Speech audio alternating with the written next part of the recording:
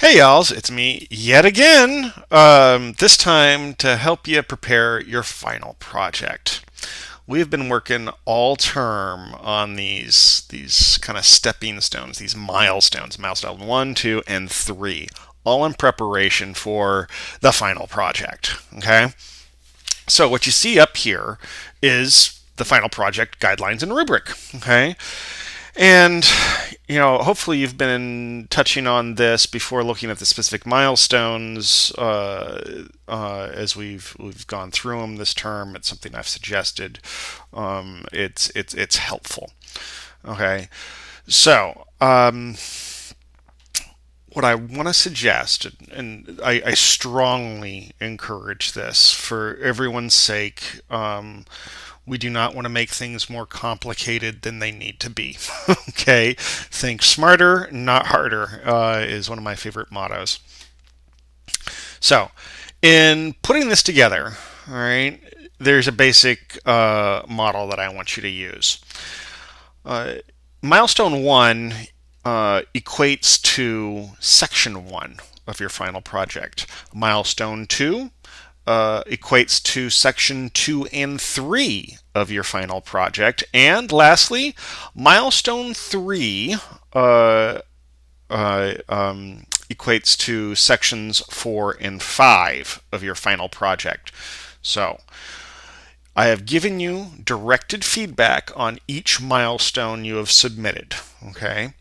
In assembling the final project, right, the final submission here, you want to address the feedback that I have given you on each one.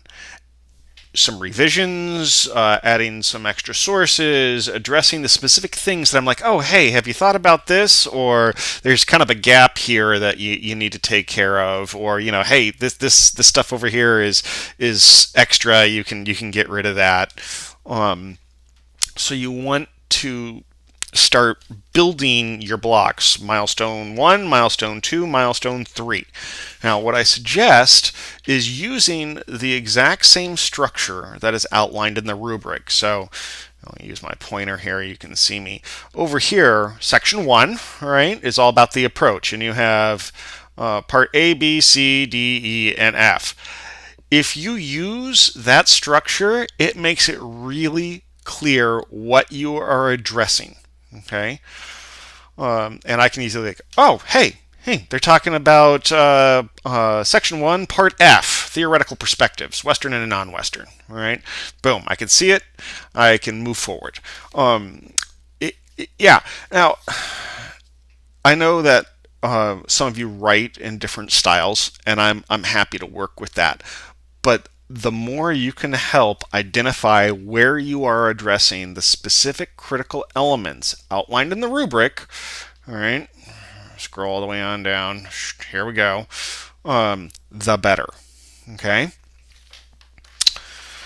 So, I really do recommend using these basic headings, so you can have section 1, approach, and then address points A through F. Section 2, logistics and planning, points A through C.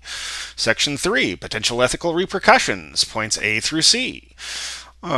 Section 4, identifying cultural groups of the country. You just say cultural groups. And it's points A through B. And for section 5, folklore and mythology. It'd be nice if you throw a conclusion on the end, but I'm not going to require that of you. This has been a very long process, and I'm trying to work with you as much as possible because we all have different takes and approaches to this, and you have my promise that I'm going to take those into consideration. Right? I am not going to just look at your final projects and be like, oh, I don't see this. I'm actually going to look to see if I can see that somewhere else. Okay? But don't use that as an excuse not to try to clearly address it. I hope I'm making sense. So I'm looking for you to address the critical elements outlined here, and in return, I'm going to be looking beyond the surface. All right? I hope that makes sense. Yeah. you're going to definitely want to proof all your work, right? I suggest using Grammarly for proofing your writing. Definitely use in-text citation where you're drawing on your sources, full APA references at the end. Uh, if you look up here at the prompt, you have, was it, I think you're supposed to have like 5 cited resources. Most of you have far more than that, right? Don't cut those down. Keep those in there. That's good stuff, right? Don't go doing away with that. Yeah, and of course, what really, I'm looking for you to be hitting, the proficient column here and addressing these particular critical elements. And as I've said before, what really kind of separates the proficient from the exemplary is, the bells and whistles, the sprinkles, the cherry on top. Going the extra mile. Those are things that I really like to see. I also want to suggest, making course connections, right? Using key terms, applying key concepts, using particular theoretical perspectives, which is integrated into this, but go beyond that. Show me what you've learned. All right, is a good way to kind of approach it, right?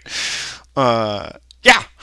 And I gotta say, I've really liked your milestones so far, and seeing you all expand your ideas and explore things with different perspectives. It for me as an instructor, it's pretty awesome.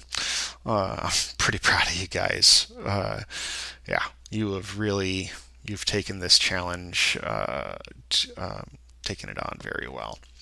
Anyway, I hope that helps, right? And of course, do not hesitate if you're caught on some issue and you need an immediate response to it, because I do not want you to be hung up. All right, call me, text me, email me. Calling is probably the fastest. All right, you got my number. So yeah, if you're like, oh, I don't understand this part, or how should I approach this, just give me a quick call and I'll get you sorted real quick. Okay. Yeah. Cool. That's where I'll leave this, and I really look forward to your final projects. This has been a really cool process for me, and hopefully for you all too. Take care, and I'll see you next week. Bye.